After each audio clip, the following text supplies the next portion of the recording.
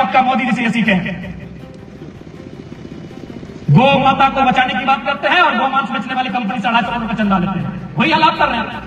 Company का नाम है फेयर और काम आप अनफेयर कर रहे हैं।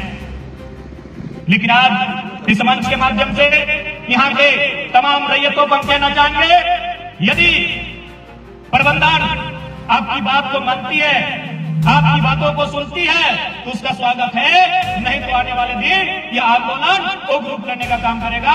यह प्रबंधन को हम कहना चाहेंगे। और इस गुमान में मत रहिएगा। हम मानते हैं कि आज एक बड़ा फाइनेंस सभी कंपनियां पॉलिटिकल पार्टियों को करती है, ये सच्चाई है। इलेक्ट्रोल बॉन्ड के माध्यम से पूरे हिंदुस्तान को पता चला कि टाटा हो, बिरला हो, अडानी ग्रुप्स हो, बकायदा कोई भी छोटी से छोटी कंपनियां एक पॉलिटिकल पार्टी को कितना चंदा देती हैं। हम जानते हैं, हम मानते हैं कि तमाम कंपनियां, प्राइवेट कंपनियां, सरकार की पार्टी हो या विपक्ष की पार्टी हो, सबको अब चंदा देने का काम करते हैं। इसलिए इनको ये लगता है कि रैयतों के आंदोलन को दबाया जा सकता है। लेकिन याद रखिएगा, जब जुल्म बढ़ जाता है, जब अन्याय बढ़ जाता है, तो याद रखिएगा नेपाल के जैसे लोग सड़कों पर आएंगे और जब वो प्रधानमंत्री को नहीं गिनते हैं तो फिर आपको भी नहीं गिनेंगे। इस बात को याद रखिएगा। आपसे हमारी कोई शत्रुता नहीं है, न आपको हम जानते हैं, न आप हमें जानते हैं। लेकिन इस बात को हम आपको कहना चाहेंगे, जो पॉलिसियां हैं, जिस पॉलिसी के तहत कंपनी एक्ट के तहत हो या आरआर पॉलिसी के तहत, जो भूमि अधिग्रहण अधिनियम 2013 का कानून है, उस कानून के तहत आप लोग यहाँ के रैयतों को, और बड़ा दुर्भाग्य की बात है, आपकी कंपनी का नाम फेयर है और काम आप अनफेयर कर रहे हैं। बड़ा दुर्भाग्य की बात है, बहुत दुर्भाग्य की बात है। इस प्रश्न में जो इनकी मांगे हैं, जो इनकी बिंदुएं हैं, एक एक करके उन पर चर्चा करिए। मैं इस बात को भी मानता हूं कि जनता ने शायद 13 बिंदु रखा होगा, जनता ने 12 बिंदु का मांग किया होगा, 11 बिंदु का मांग किया होगा। आप कितने बिंदुओं पे सहमति जताते हैं, कितने बिंदुओं में 3 महीना में काम करते हैं, कितने बिंदुओं में 6 महीना में काम करते हैं? आपको बात करने के लिए आगे आना चाहिए कि भारतीय लोकतांत्रिक देश है। कार्बन प्राइवेट लिमिटेड कोयला खनन कंपनी के प्रांगण में अपनी मांगों को लेकर धरना पर बैठे नारी शक्ति रूपेण सभी माताएं बहनें, आप सबों के हौसले को सबसे पहले हम नमन करते हैं। आप इस जज्बे को हम सलाम करते हैं जो विगत 4 महीने से आप लोग लगातार धरने पर बैठे हैं। मेरा सबसे पहले जोहार आप तमाम माताओं को जिन्होंने मोर्चे को संभाला है और ये बताया है कि वास्तव में 21वीं सदी नारी सशक्तिकरण का दौर है। आपके धरने ने, आपके हौसले ने, आपके जज्बे ने इसे साबित। साथ ही साथ लोकतंत्र के चौथे स्तंभ मीडिया के साथियों, चूंकि जब जनता की आवाज दबाई जाती है, जब जनता जुल्म और शोषण का सामना करती है, तो ऐसी परिस्थितियों में लोकतंत्र के चौथे स्तंभ की भूमिका बहुत ज्यादा हो जाती है। अगर आज के इस कार्यक्रम में उपस्थित जितने भी मीडिया से संबंधित हमारे साथी हैं, आप सबों को मैं जोहार करता हूँ। साथ ही साथ हम देख पा रहे हैं सुरक्षा के दृष्टिकोण से स्थानीय थाना प्रभारी के नेतृत्व में, उनके अधिकारियों के नेतृत्व में बहुत सारे झारखंड पुलिस के जवान, जेल के जवान इस कार्यक्रम स्थल में आए हैं। मैं उनका भी अभिवादन करता हूं, मैं उनका भी धन्यवाद देता हूं। और विशेषकर आज के इस कार्यक्रम में उपस्थित कुछ बहनें भी आई हैं, मैं उनका भी धन्यवाद देता हूं। और साथ ही जितने भी नौजवान साथियों, आप सबों को जोहार, आप सबों को नमस्कार। आज फेयर माइंस के प्रांगण में यहाँ के रैयतों ने इस धरने के माध्यम से अपनी आवाज को, अपने हक अधिकार के बातों को रखने का काम किया है। मैं आप सबों को स्पष्ट कहना चाहूंगा, जब मैं यहाँ हंस हुआ आपको मालूम होगा, भीड़ सड़कों पर आई, प्रधानमंत्री और राष्ट्रपति को खदेड़ कर भगा दिया। आपको कंपनी की ऑनर हो, आपको कंपनी के संचालक, इसलिए आपसे हमारी कोई मीठी शत्रुता नहीं है। भारत एक संवैधानिक देश है और आप जिस कंपनी का संचालन कर रहे हैं, वो कंपनी जिस पॉलिसी के तहत चलती है, उस पॉलिसी के तहत आपको इनको मुआवजा, इनको नियोजन और तमाम प्रकार की सुविधाओं को देना होगा। और नहीं तो आज धरना आप देख रहे हैं, ये धरना एक बहुत बड़ी बंदी का रूप लेगा और इसकी सारी जवाबदेही आप कंपनी प्रबंधन की होगी। इस बात को याद रखिएगा। आज पता नहीं पूरे देश में चल क्या रहा है।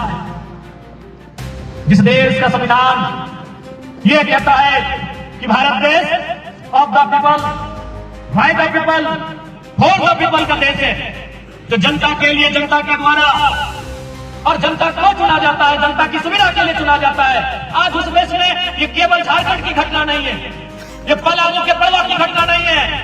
आज अब बड़का गांव आपने सुना होगा, बहुत सारी हमारी माताएं बहनें कह रही थी कि बाबू हम लोग 4 महीना से धरना पर बैठे हैं। माताएं बहनें अपने मनोबल को कम मत कीजिएगा।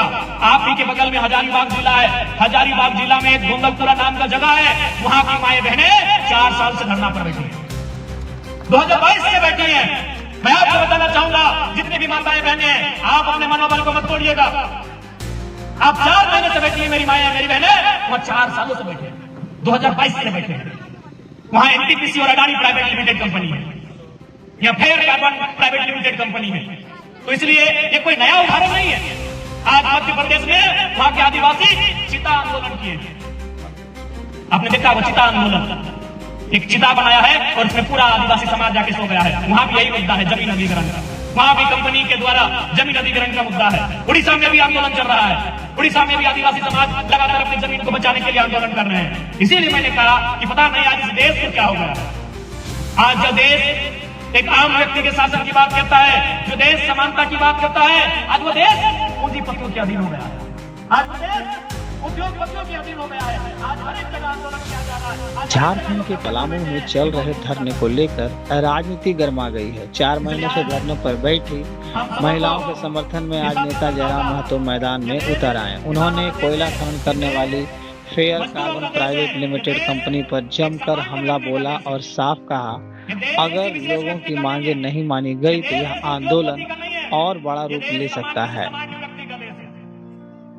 जयराम महतो ने अपने भाषण की शुरुआत धरने पर बैठी महिलाओं को सलाम करते हुए की। उन्होंने कहा, 4 महीने से लगातार धरने पर बैठी माताओं और बहनों का हौसला काबिल तारीफ है। उनके अनुसार यह धरना इस बात का प्रमाण है कि 21वीं सदी में नारी शक्ति अब अपने अधिकारों के लिए खुलकर खड़ी हो रही है। जयराम महतो ने कंपनी प्रबंधन को सीधे शब्दों में चेतावनी देते हुए कहा, अगर कंपनी यह सोच रही है कि धरने पर बैठे कुछ लोग कुछ नहीं कर पाएंगे तो यह घमंड ज्यादा दिन नहीं चलेगा।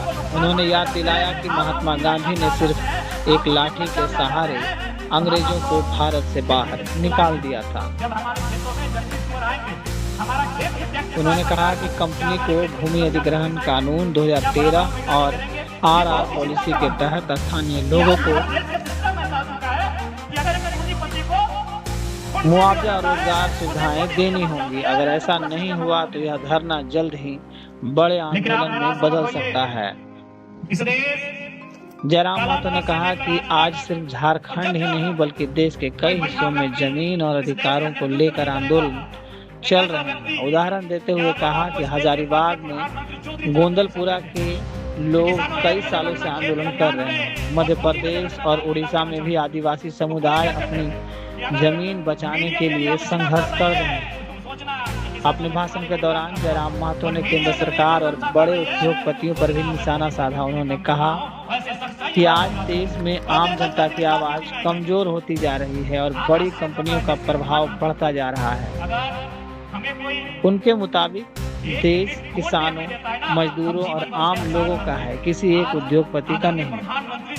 जयराम महतो ने पुलिस व्यवस्था पर सवाल उठाते हुए कहा कि जब कंपनियों के गेट पर धरना होता है तो पूरा पुलिस प्रशासन पहुंच जाता है, लेकिन जब किसानों की फसल को जंगली जानवर नुकसान पहुंचाते हैं तब उनकी सुरक्षा के लिए कोई नहीं आता। जयराम महतो ने कहा कि कंपनी को आंदोलनकारियों से बातचीत करनी चाहिए।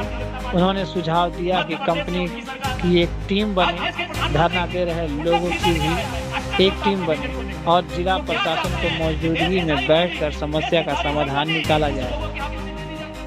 अपने भाषण में उन्होंने यह भी कहा कि मुनाफा ही सब कुछ होता है।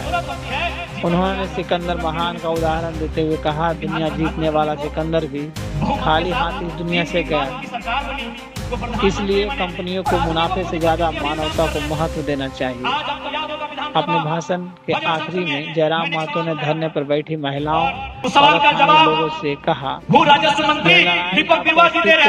वाली पीढ़ियों के अधिकारों की लड़ाई है, इसलिए हौसला और अपने अधिकारों के लिए डटे रहें। हमने सीधा सवाल पूछा आइए है देखते कि हैं। धरना जहाँ जहाँ हो रहा है आपको जानकारी है या नहीं? उठाइए। शेयर कार्बन प्राइवेट देखा कोई लिमिटेड के बात? खिलाफ चल रहे हमने यही धरने को सवाल किया था कि इस लेकर राज्य राजनीतिक में बयान जो सामने भूमि आए, अधिग्रहण 4 को महीने से लेकर धरने पर पूरे बैठे राज्य में महिलाओं व्यापक के आंदोलन हो समर्थन रहा में है। जयराम महतो उन पहुंच आंदोलन चुके हैं। में लोगों में कंपनी को असंतोष का भाव है, का निशाना हिंसा साधा की जा घटनाएं रहा घट है। सकती ने है, कहा है तो कि आप अगर उसमें लोग क्या की कर मांगे रहे हैं? नहीं मानेगी तो मैंने सवाल आंदोलन किया था। और विकराल चाहे वो रूप ले बड़का हो, सकती है। मांडू हो या इस पलामू वीडियो हो में या देखिए हमारा जयराम धनबाद हो महतो या का कोल्हान पूरा हो। बयान आज और हर एक संपन्न जगह और सरकार रैयत अपनी प्रशासन को जमीन को लेकर बचाने को क्या लेकर, रैयत अपनी आइए जमीन के सुनते हैं अधिग्रहण को उनका लेकर लगातार आंदोलन कर रहे हैं। आपको बात करने के लिए आना चाहिए, इनकी मांगे क्या है आपको सुनना चाहिए।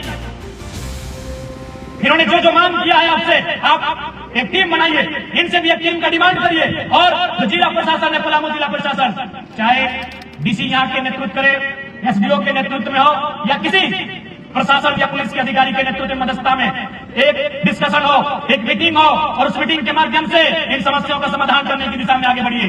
वरना आप जो सोच रहे हैं लाठी के दम पर, ये पुलिस प्रशासन हमेशा आपके पक्ष में नहीं रहेगी। मैं मानता हूं कि सरकार को आपने चंदा दिया होगा और पुलिस सरकार के अधीन होती है, सरकार के डायरेक्शन में काम करती है, लेकिन इसका मतलब ये नहीं है ये जो पुलिसकर्मी है ये भी हमारे गांव घरों से गए हुए पुलिसकर्मी हैं।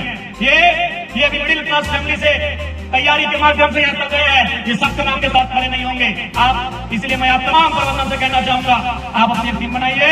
यहाँ के जो रैयत और आपको तो शर्म आना चाहिए कि महिलाएं धरने पर बैठी है, रात बिरात ये धरने पर बैठी हैं।